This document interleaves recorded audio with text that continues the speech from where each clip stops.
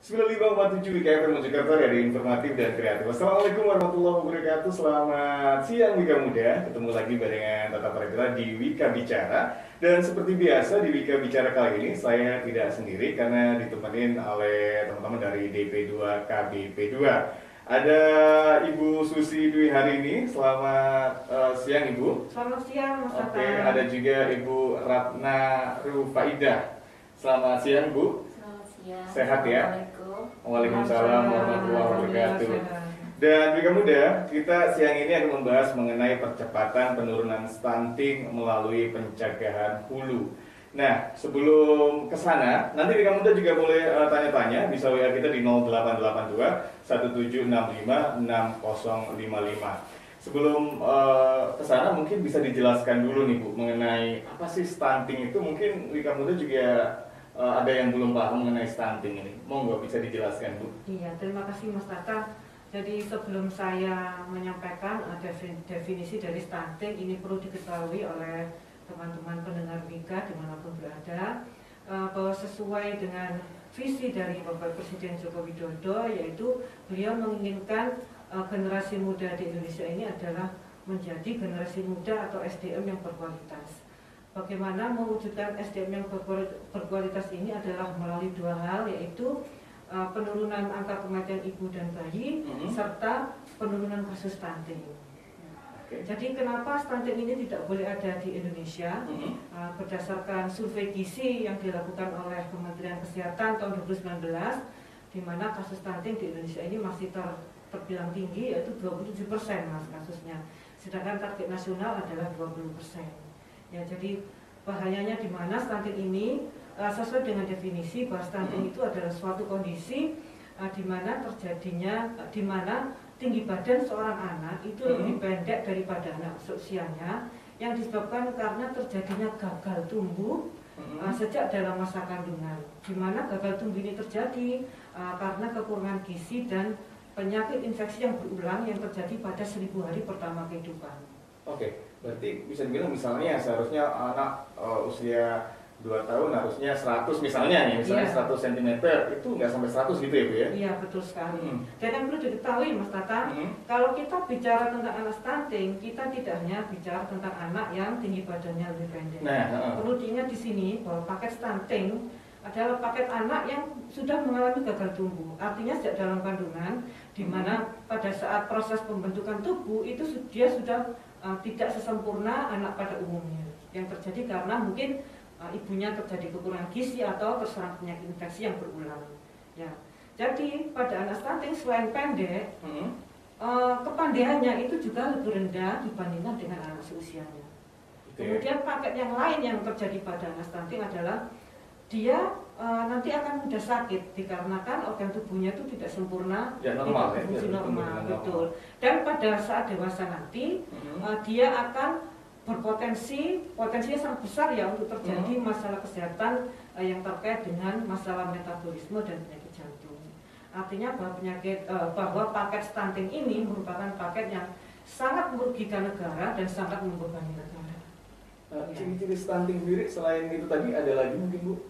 Yang paling bisa kita lihat secara kasat mata pada anak stunting ini yang utama adalah dia lebih pendek dari anak seusianya.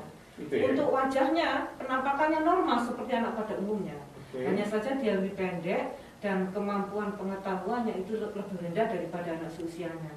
Kemudian untuk aktivitasnya itu juga tidak selincah pada anak seusianya ya. Kalau anak yang lain itu senangnya berlayangan. Anak stunting senangnya nguasno langsung berlayangan. Oh iya, ya pasif ya? Iya, betul sekali. Pasif ya, iya, aktif. Sekali. Berarti Wika Muda nih ketika kadang anaknya aktif ini ngomel-ngomel gitu ya. Aduh, ribet banget sih anakku gitu kan. Padahal seharusnya itu bersyukur gitu ya. Bersyukur sekali harusnya. Oke, berarti ketika orang tua merasakan hal-hal atau ciri-ciri seperti tadi, ini apa nih yang harus dilakukan Bu? Iya, jadi stunting ini terjadinya kan ketika ibu itu hamil 0 bulan. Oh gitu ya? Iya, bukan ketika anak itu lahir baru ada proses-proses itu, bukan ya? Jadi kita kalau bicara stunting kita menarik ke belakang dulu, terjadi pada masa kehamilan. Dan ciri-ciri bayi yang nantinya akan lahir dengan stunting itu ditandai dulu dari keadaan fisik ibunya ketika hamil.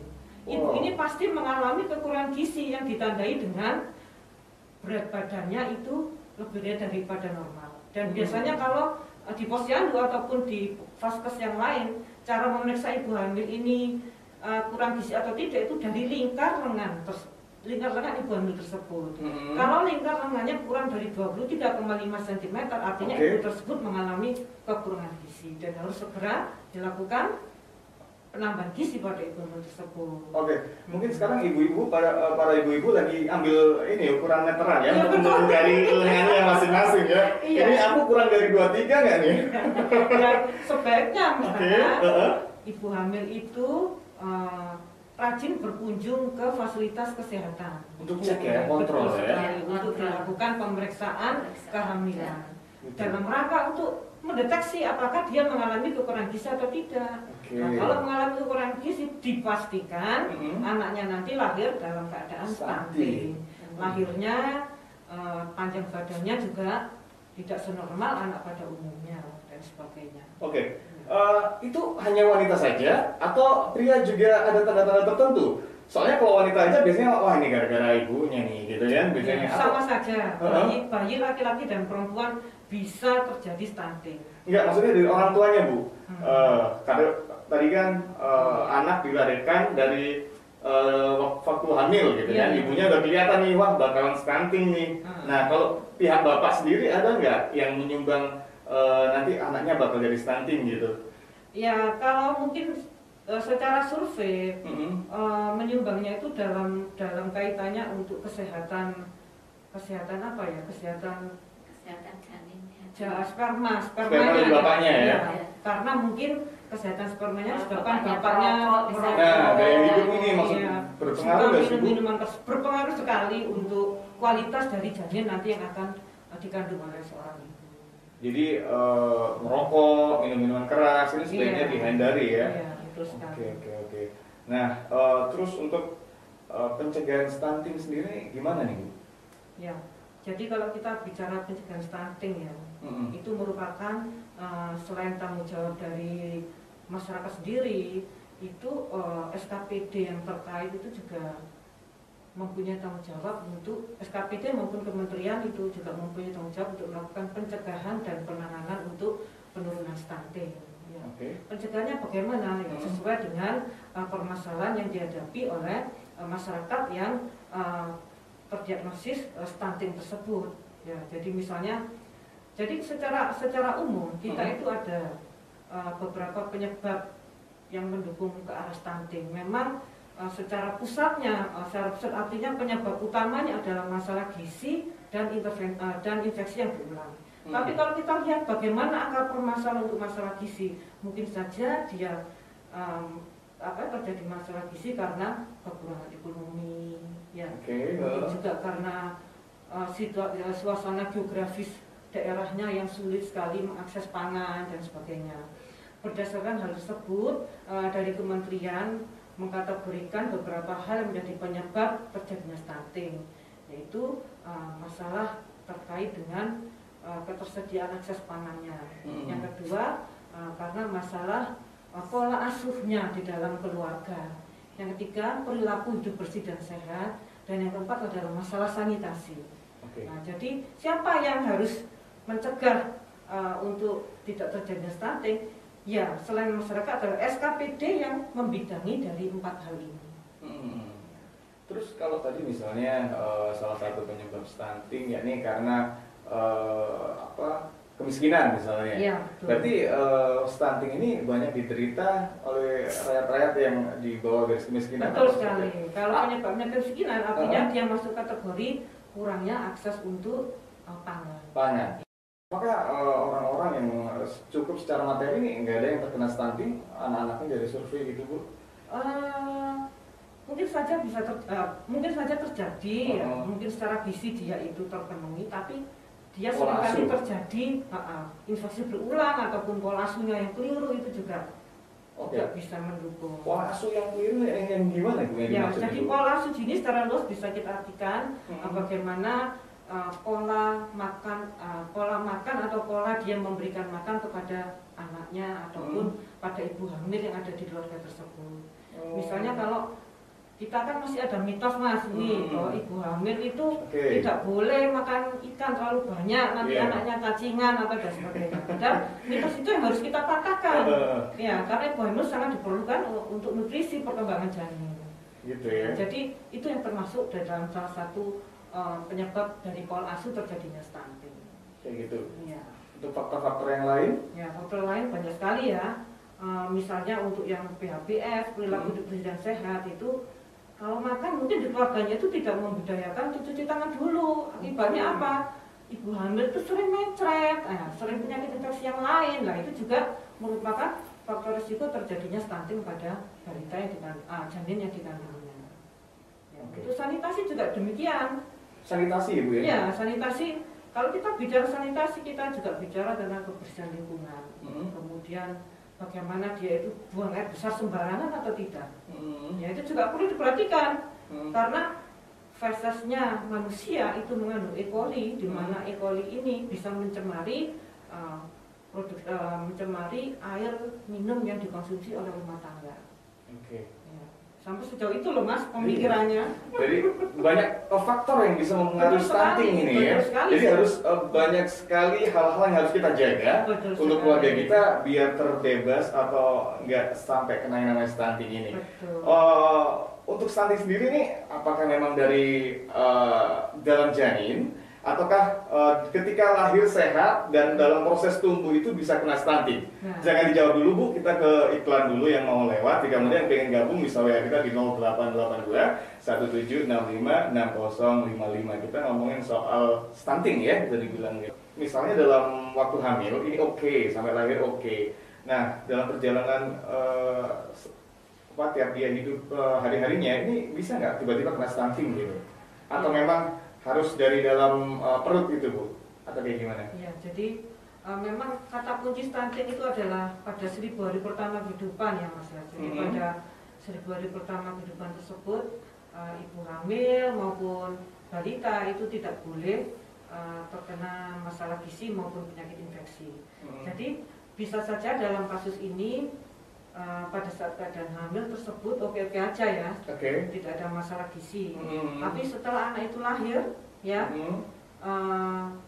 dia terkena penyakit infeksi yang berulang, yang pada akhirnya juga akan menghambat tumbuh kembangnya. Penyakit infeksi yang berulang itu seperti apa? Ya, penyakit infeksi yang berulang bisa saja dia bolak-balik kena diare, bolak-balik sakit panas yang karena penyakit infeksi ya seperti babakan atau dan sebagainya. Nah itu bisa saja itu merupakan hal-hal yang mendukung terjadinya ke arah stunting. Jadi selama anak itu pada masa 1000 hari pertama kehidupan itu baik ibu hamil maupun balita usia 0 sampai 2 tahun itu tidak boleh ada masalah gizi maupun penyakit infeksi. Tadi balik lagi soal stunting, ciri-cirinya yang pertama kan pendek, Bu ya. Apakah semua orang atau perawakan pendek ini disebut stunting, Bu? Jadi kalau bicara anak pendek yang terkait dengan stunting itu tidak ada unsur genetiknya ya. Sama-sama pendek seperti Mbak Habibie tapi dia kan pintar. Nah, saya kan juga nggak enak nih. Saya kan terbilang pendek nih Bu ya di sini Bu ya. Jadi nggak enak sendiri. Jadi yang anak stunting di sini selain pendek itu ada gejala lain yang menyertai. Gitu ya. Dia lebih bodoh. Lebih gampang sakit. Itu kalau pendek, kiranya gini, kalau pendek belum tentu stunting. Kalau pendek belum tentu stunting. Orang stunting jelas nanti pendek, pendek. Iya. Tapi tadi bodohnya, pendeknya lihat ke sini. Jadi kalau anak pendek kemudian disertai dengan tanda-tanda stunting yang sebutkan tadi, berarti dia tergolong pendeknya itu adalah pendek stunting. Ya. Gitu ya. Untuk dampaknya sendiri apa sih ketika terkena stunting, Bu? Ya, kalau kecerdasannya tidak seperti anak pada umumnya kan berpengaruh juga dalam bersosialisasi sekali. Penyakit kronis tadi bawaan bisa jantung, bisa hipertensi. Nah itu, jadi kita melahirkan anak tidak normal lah, istilahnya begitu ya. Oke, bisa sembuh nggak stunting ini? Sepanjang stunting itu bisa dideteksi pada 1000 hari pertama kehidupan, itu bisa cepat ditangani dan dihindarkan dan disembuhkan. Tapi kalau lebih dari itu, ketahuannya lebih dari itu, maka kita tidak bisa menyembuhkan. Yang kita bisa lakukan adalah mengoptimalkan fungsi yang ada. Ya. Mengoptimalkan fungsi yang Ya, ada. jadi artinya gini, dikei obat gizi supaya dia tidak Memperawat gampang ya? sakit. Ya. Tapi kalau kepandaiannya kan tetap dia bodoh, tapi setidaknya nggak bodoh nemen. Kita lakukan dengan stimulasi-stimulasi yang ada di posyandu, yang baik melalui pos PAUD, kemudian ada pelayanan BKB untuk parentingnya, untuk orang tuanya. Jadi di BKB, nanti BKB ini Bu Ratna yang bisa menjelaskan karena yang membidangi masalah bina keluarga balita. Oke. Untuk upaya pencegahan hulunya nih seperti apa, Bu? Ya, jadi kalau kita bicara stunting itu pemerintah menyampaikan bahwa ada 5 pilar strategi untuk penanggulangan stunting. Ya. Izin saya sebutkan ya Mas ya. Jadi 5 pilar itu adalah peningkatan komitmen dan visi kepemimpinan. Yang kedua peningkatan komunikasi perubahan perilaku dan pemberdayaan masyarakat. Yang ketiga peningkatan konvergensi intervensi. Yang keempat peningkatan ketahanan pangan dan gizi. Yang kelima penguatan dan pengembangan sistem data informasi yang terkait dengan stunting maupun inovasinya. Artinya kementerian, lembaga maupun pemerintah kabupaten kota itu dalam melakukan intervensi terhadap stunting itu harus bersendikan 5 pilar tadi. Untuk Kementerian BKKBN untuk percepatan penurunan stuntingnya itu adalah dengan cara membentuk tim pendamping keluarga. Karena tim pendamping keluarga itu melakukan pencegahan hulu. Pencegahan hulu itu apa? Pencegahan hulu adalah upaya promotif dan preventifnya. Jadi mencegah daripada mengobati itu lebih baik. Jadi kita bekerja pada upaya pencegahannya dengan cara melakukan pendampingan keluarga yang berisiko stunting. Di mana tujuan dari tim pendamping keluarga ini adalah kita mendeteksi faktor resiko pada keluarga tersebut. Apakah ada yang mengarah ke stunting atau tidak? Kalaupun ada, itu cepat sekali akan kita minimalkan atau kita atasi. Jadi itu yang merupakan upaya pencegahan hulu yang sudah diamanahkan oleh Kementerian BKKBN. Oke. Untuk saat ini sendiri stunting di Mojokerto besar atau tetap menurun atau tetap seperti tahun-tahun yang lalu atau ya. Seperti apa? Jadi konsep untuk data stunting seperti yang di Perpres itu harus melalui pengukuran tinggi badan ya. Nah, dengan pengukuran tinggi badan ini merupakan tupoksi dari Dinas Kesehatan, bukan dari Dinas BKKBN. Jadi BKKBN itu di penyuluhannya, ya, pada upaya promotif dan preventifnya, pencegahannya. Ya. Mungkin tahu jadi ketika untuk Mojokerto ini semakin tinggi, jadi upayanya juga harus semakin tinggi lagi untuk mencegah hal itu, gitu Bu. Nah, jadi kalau untuk stunting ini Mas, Kementerian itu mengeluarkan data itu berdasarkan survei maupun riset yang diadakan oleh Kementerian sendiri. Itu yang dipakai sebagai pedoman mengkategorikan kabupaten kota itu merupakan daerah stunting atau tidak. Ya, meskipun sebenarnya yang saya tahu, karena saya dulu pernah di Dinas Kesehatan ya Mas. Jadi meskipun di tingkat provinsi dan kabupaten kota itu sudah ada indikator sendiri untuk menentukan stunting, yaitu melalui bulan timbang yang diadakan pada bulan Agustus dan Februari. Jadi pada bulan itu semua balita usia 0 sampai 5 tahun dilakukan pengukuran tinggi badan. Oke. Bu, ada nggak sih makanan-makanan khusus untuk mencegah stunting ini? Ya. Jadi makanan jelas sekali sangat berpengaruh untuk terjadinya stunting. Jadi pada ibu hamil selama kehamilan, ini ibu hamil harus cukup mengkonsumsi makanan yang bergizi, cukup mengkonsumsi zat-zat gizi. Seperti apa? Cukup untuk unsur proteinnya ketika dia pada masa pertumbuhan janin pada usia 0 sampai 3 bulan kehamilan. Ya, selanjutnya juga cukup untuk kalorinya ya, kalorinya untuk menggemukkan janin itu sendiri maupun untuk kesehatan ibunya, ibu hamil. Kemudian harus juga mengkonsumsi vitamin. Vitamin ini bisa didapatkan dari makanan dari sayur-sayuran, buah-buahan ya. Mineral juga harus cukup. Bagaimana mengkonsumsi mineral? Didapat dari mana? Didapatkan dari sayur dan buah serta vitamin Fe. Zat besi ya, zat besi itu termasuk mineral yang bisa didapatkan kalau ibu itu sering datang ke puskesmas maupun ke posyandu ya. Nah, sedangkan pada balita usia 0 sampai 2 tahun, apa yang bisa mencegah untuk tidak terjadi stunting ya? Tentunya harus mengkonsumsi zat gizi juga ya. Yang utama adalah ASI. Jadi ASI ini merupakan pertolongan pertama terhadap pencegahan stunting. Ya, jadi dengan ASI ini anak bisa terhindar dari stunting ya. Karena ASI ini mengandung zat gizi yang memang diperlukan oleh janin sesuai dengan tumbuh kembangnya. Ya. Oke, kalau misalnya ada masalah tertentu mengenai ASI karena memang nggak bisa menyusui mungkin ya. Kalau formula aja nggak cukup atau seperti apa Bu? Sepanjang susu formula tersebut nilai gizinya itu sama dengan ASI, maka dianjurkan sekali. Tidak ada masalah. Tidak ada masalah. Asal mencukupi nilai gizinya betul ya. Sekali. Oke, kalau tadi kan ngomongin soal pendek terkait stunting nih. Kalau berat badan sendiri, misalnya kurus tuh ada efek ke stunting nggak sih atau enggak, kalau pendek nih biasa, kalau kurus nih biasa aja gitu, atau kayak gimana Bu? Ya tentunya secara konsep memang untuk terjadinya stunting ini diawali dulu dengan terjadinya underweight pada balita. Jadi balita yang kurus itu biasanya tidak bisa tinggi karena untuk tinggi itu butuh energi ya. Butuh energi dari makanan. Jadi dia harus gendut dulu ya. Gendut. Kalaupun tidak gendut ideal lah berat badannya. Baru kemudian bisa tinggi. Untuk bensinnya tadi Bu ya, untuk biar tinggi. Oke, Bu, dalam upaya pencegahan hulu ini kan ada tim pendampingan keluarga. Ini bisa dijelaskan nggak sih dari tupoksi DP2 KBP2 sendiri? Ya, mungkin Bu Ratna bisa menjelaskan. Terima kasih. Untuk pencegahan dari hulu, BKKBN itu sudah menyiapkan sebuah aplikasi yang ini sebetulnya segera dibentuk TPK ini awalnya karena Bapak Presiden pada bulan Oktober itu mengeluarkan Perpres nomor 72 tentang percepatan penurunan stunting, dan itu diamanatkan ke BKKBN,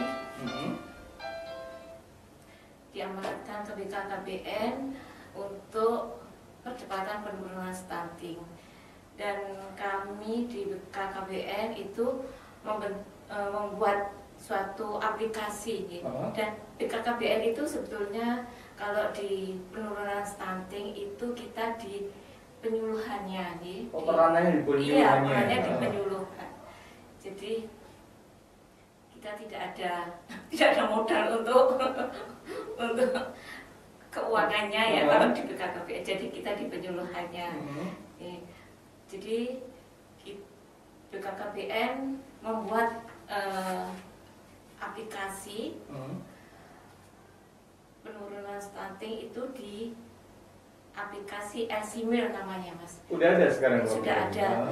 Jadi buka Play Store, kita download. Iya, kita download Elsimir gitu. Elsimir itu singkatan dari eliminasi elektronik, siap hamil dan siap nikah.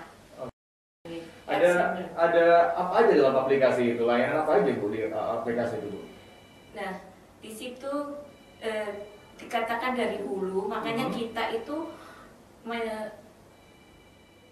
mencegahnya stunting itu dari catin, calon pengantin.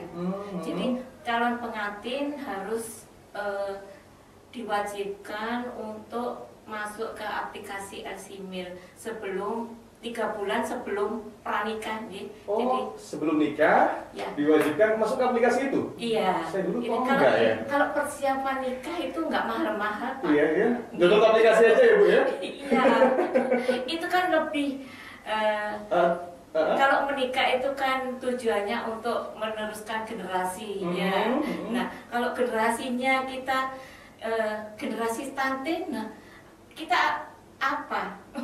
Kita akan nggak bisa meneruskan, kan resikonya banyak penyakit. Nah, kita tuh akan merawat anak aja nggak bahagia lah hidupnya aja. Kan kita tujuan hidup untuk meneruskan keturunan dan punya keturunan yang sehat, sehat, cerdas ya.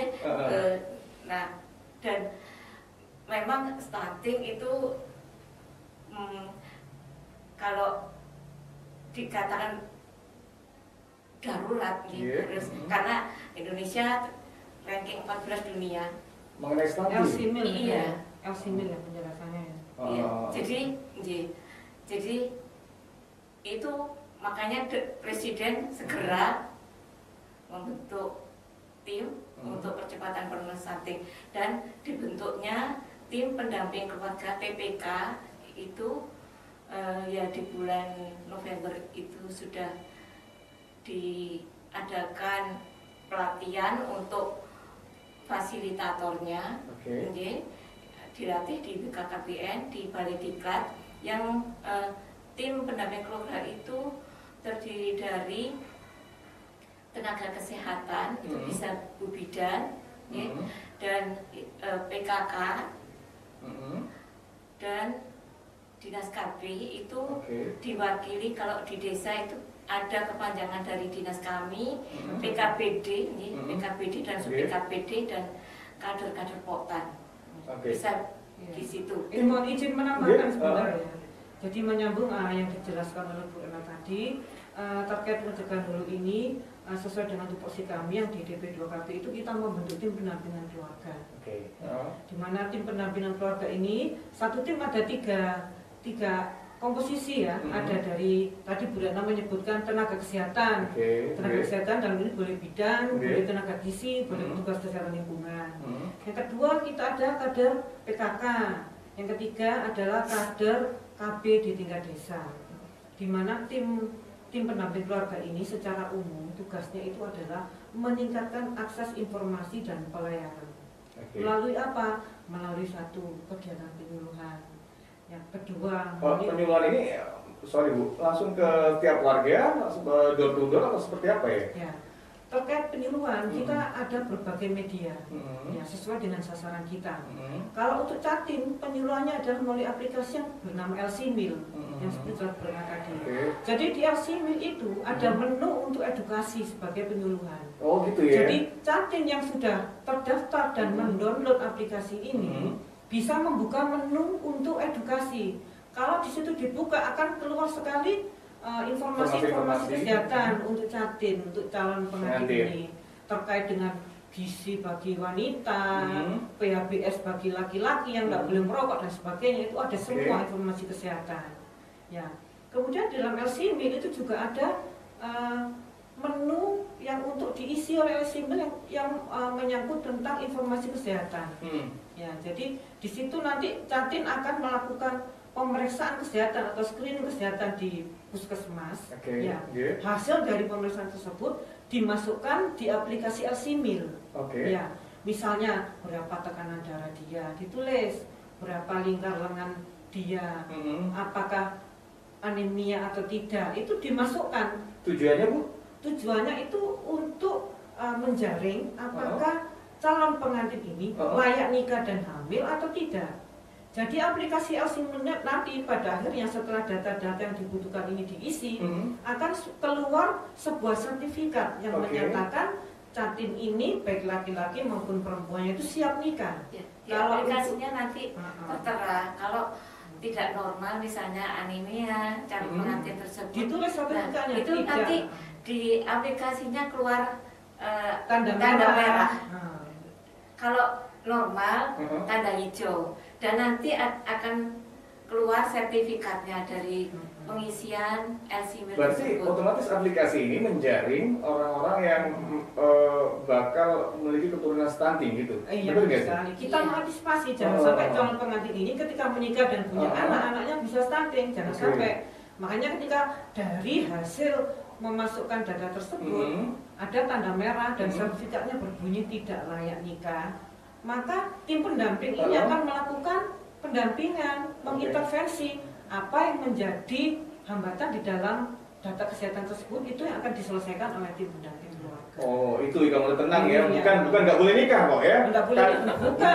Tadi kan tidak layak nikah, ini bukan nggak boleh nikah, tapi akan diperbaiki untuk menanggulangi didampingi lewat LC-Mil tersebut. tersebut. Jadi aplikasi itu nanti juga memberikan data awal bagi pendamping. Ini perlu didampingi atau enggak? Kalau perlu didampingi dari unsur yang mana? Nah, jadi di LCMIL ini merupakan data awal bagi tim pendamping keluarga untuk melakukan pendampingan. Luar biasa sekali aplikasinya ya. Luar biasa sekali. Makanya ini harus kita sosialisasikan dan masyarakat harus tahu. Oke, kalau yang udah nikah bisa nggak sih ikut download aplikasi ini untuk anak selanjutnya kan? Boleh, bisa, ya? bisa. Tetap bisa ya. Tetap bisa. Meskipun jenengan punya saudara janda mau menikah lagi, boleh dimasukkan dalam aplikasi ini. Gitu ya. Ya.